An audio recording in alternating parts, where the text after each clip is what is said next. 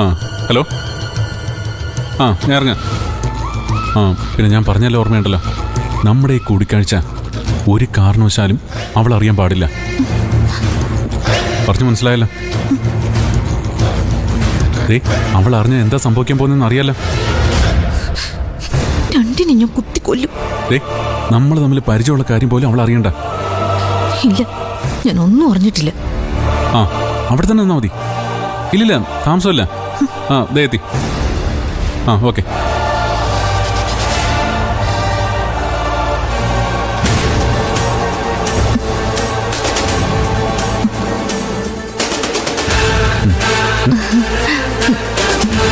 ആമി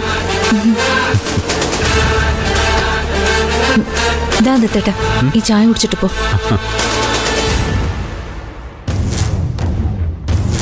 ഈയിടെയായിട്ട് ദത്തേട്ടന് ഭയങ്കര തിരക്കല്ലേ?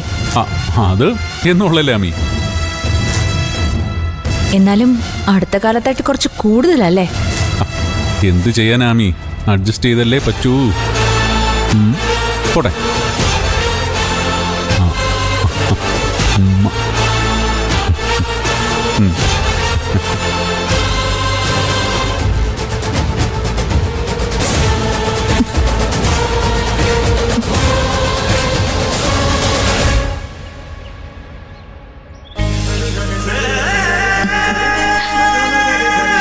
മുത്തശ്ശി, ഞങ്ങൾ ഇറങ്ങാം. നിങ്ങൾ വല്ലതും കഴിച്ചായിരുന്നോ മക്കളെ?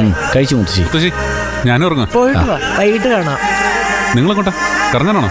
ആ ലാബിലൊന്ന് കയറണം. പിന്നെ ഒരു ചെറിയ ഔട്ടി. ഇന്ന് ക്ലാസ്സില്ലല്ലോ.